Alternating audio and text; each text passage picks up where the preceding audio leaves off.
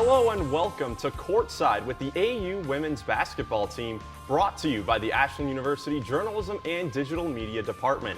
I'm Miles Irvin, and today I am being joined by head coach Kari Pickens. Coach, I appreciate you sitting down with me here today. Yeah, thanks for having me. This past weekend, the team traveled from Indiana to Michigan to take on Indianapolis and Wayne State, coming away with two 20-point victories. How do you feel coming out with two convincing wins? It was great for our team to have some confidence on the road. Obviously, we are road warriors for the month of November, it feels like. But I think our team is really starting to gel and figure things out. We feel really confident with the identity of our team. Now it's just more players getting comfortable in their new roles, learning a little bit of a new system for a couple players. And I thought that this past weekend we took steps forward in that. Absolutely.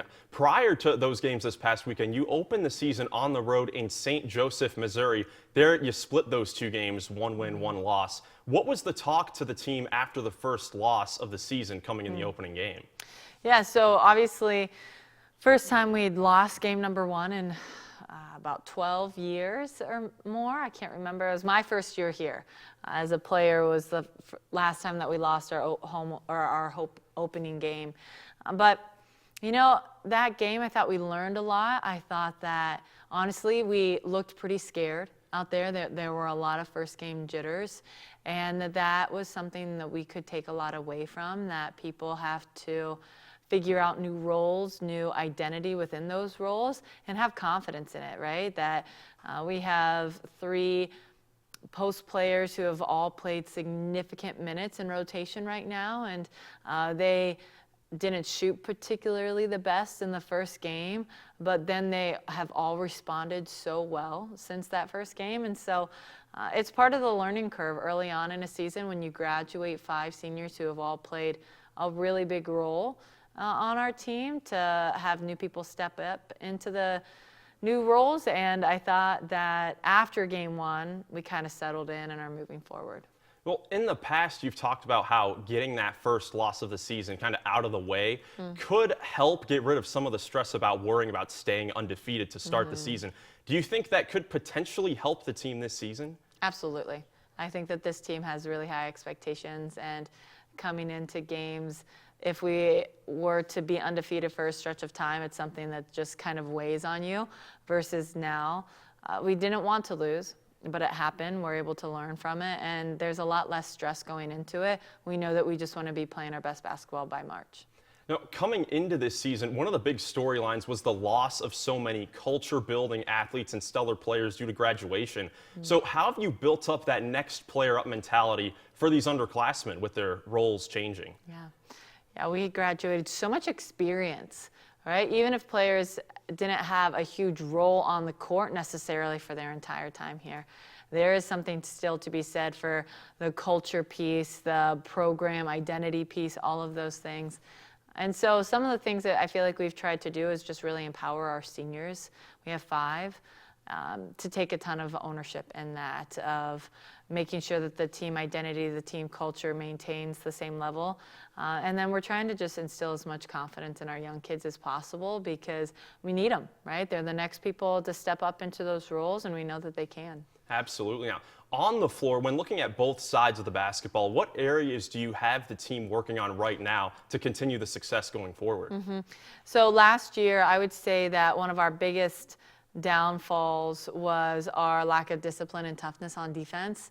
And so this preseason, we spent a ton of time working on that. And I thought that that was showcased during our first 4 games of the year, holding teams to 55 points or below in almost all of our games. Like that, you should be able to win if you're holding teams to that low of points. I think with that focus on the defensive part, our offense has been lagging behind just a little bit. I'm not saying that we're going to average maybe 85 points a game like we did last year. We're not playing quite as many people, but we should be averaging 75 or more. And that's kind of the focus area right now that we're trying to clean up, so that as we head into some pretty big games here in the end of November, that we feel confident in those things. Lastly, moving forward, how do you hope the team starts to build off of this 3-game winning streak? We just want to take a step forward every day, right? I know I just talked about our defense was really set in stone. Our offense needs to continue to improve. But even on the defensive side, we're still making errors. We're still late to scrambles, having a few mishaps within the game of not getting over handoffs, little things like that, that there's an expectation by the time we are playing in March that we're as close to perfect as we're going to get. And so every game that we play up until that point is just it's a chapter in the story to try to make it as close to perfect as we can be. Well, Coach, thank you so much for sitting down with me. Thanks for having me. We will go into depth more on the team's upcoming game against Davenport later in today's episode. It is now time for us to take a quick break and join you back here shortly. Stay tuned. You're watching Courtside right here on AUTV.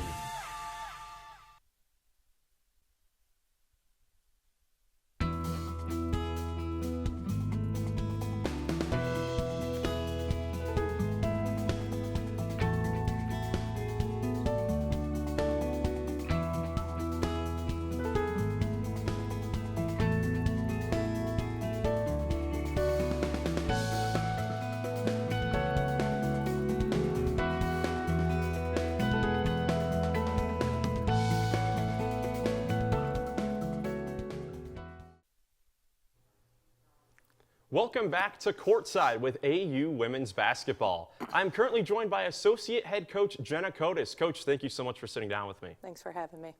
To hop straight into things, through the first few weeks of action, how has the team been on the chemistry side of things in the locker room, especially with you guys losing some important seniors this offseason? Yeah, the team chemistry hasn't skipped a beat from last year.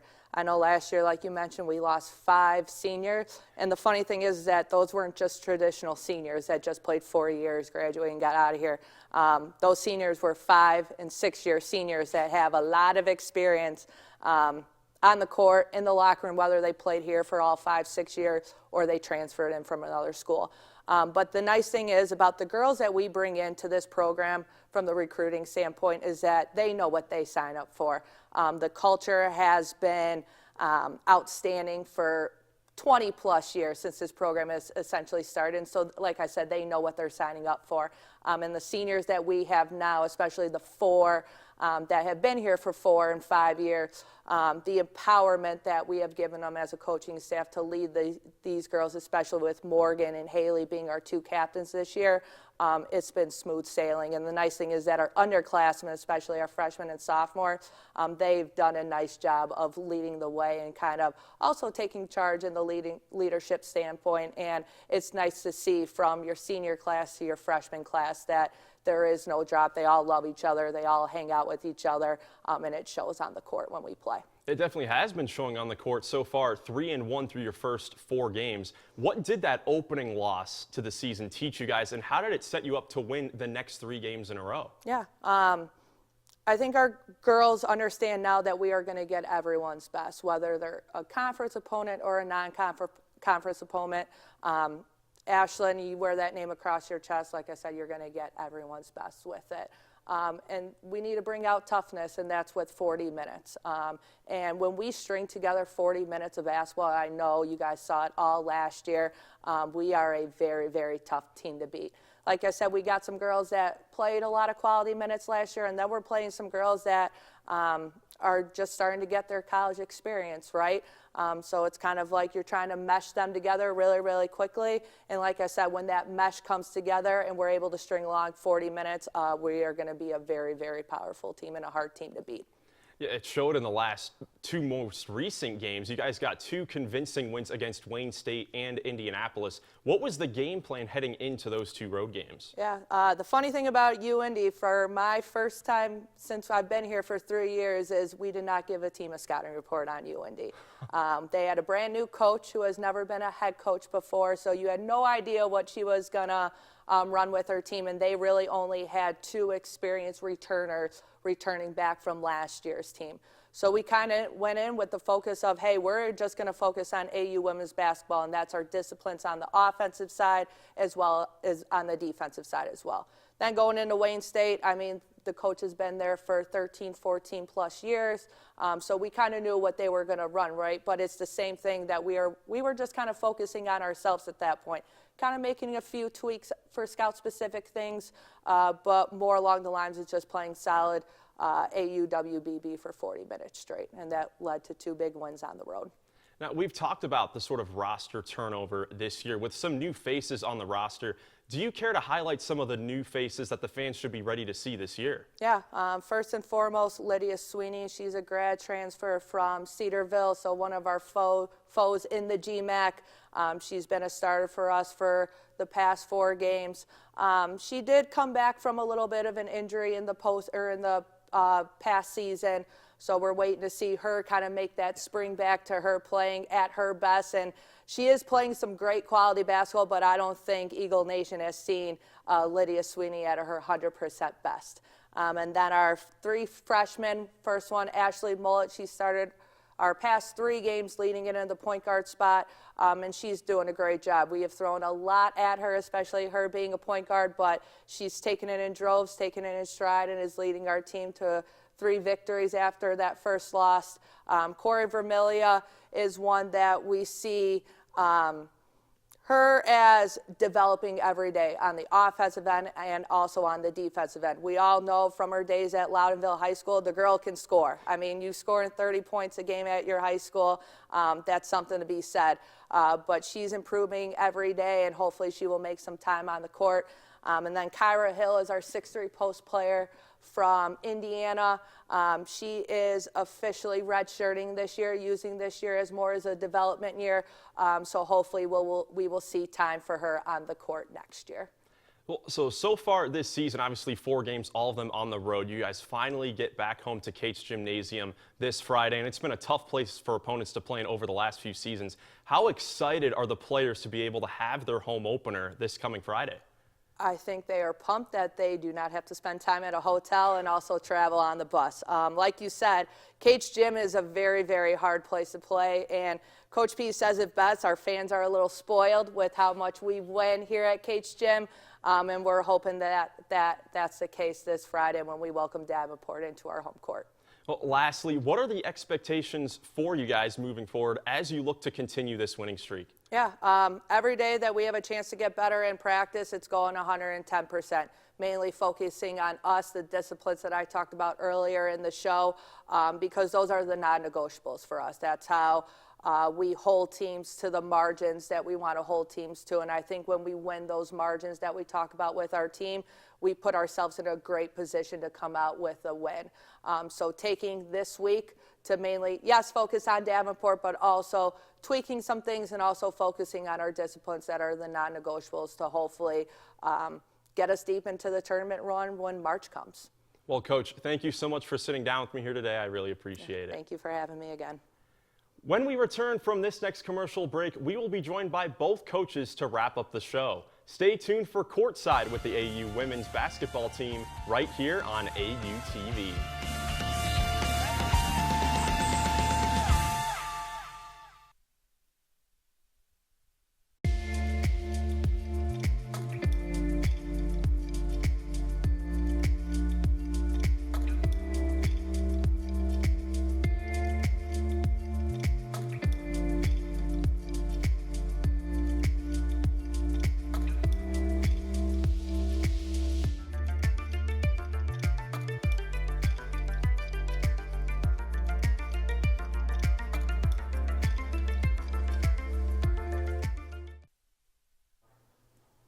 Welcome back to Courtside with the AU women's basketball team right here on AU TV.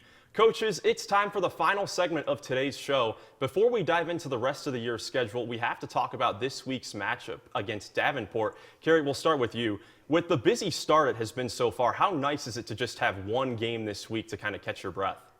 That is amazing to have one game. I will be honest, our team, you're just kind of wiped out from traveling, and we've had 2 really big road trips. So I'm thankful that we get to play on a Friday. The girls can have a weekend to catch their breath, catch up on homework. For us, only having 1 scout as we get ready to move forward into a really big 3-game stretch. I am very thankful for the way that worked out timing-wise. And then for Jenna, for the fans out there, who should they be on the lookout for to stand out from the opening tip for both teams? Yeah, for Davenport, they got their 3 top returning scoring guards coming back from last year. So that's something to be aware of as they come into our home turf. And then they got a mixture of returners that got some quality minutes last year and then also some new faces that we're going to see. One thing about Davenport is they compete in a very, very good conference with the GLIAC. So they have to play the Grand Valleys, the Ferris State, the Northern Michigan. So they play, like I said, that tough competition.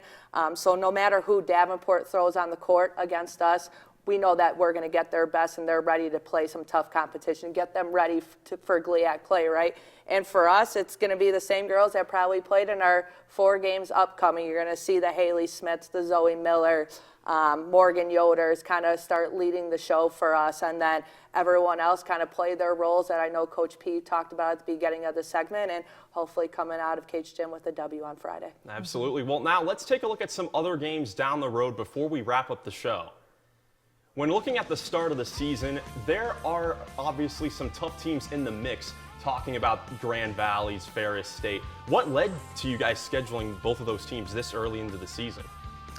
We needed to get our strength of schedule up. And we thought that that was the biggest reason why we didn't, even though I think we were 30-1 last year going into tournaments and we didn't get to host as a #1 seed, strength of schedule was the single biggest indicator as to why we didn't get to host. And so we really tried to boost our non-conference as best as we can. And while we do play a really tough schedule, it's only going to make us better. And we come away with a couple wins is the goal and put us in a really good position to, if not host, be really high in the NCAA tournament ranking. Well, last thing for you both, what are you hoping to see from the fans with the home opener coming up this Friday?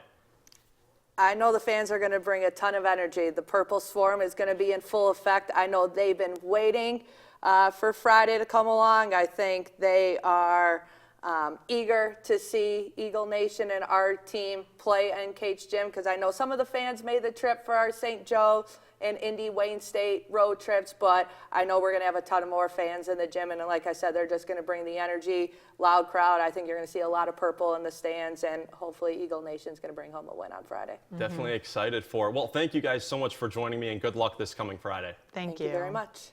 As a reminder, be sure to tune in to 88.9 WRDL for full live game coverage of Ashland University versus the Davenport Panthers on Friday, November 15th, with tip-off set for 5:30 p.m.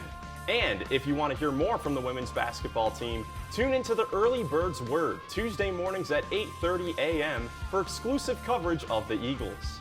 I'm Miles Irvin saying thank you so much for tuning into Courtside right here on AUTV.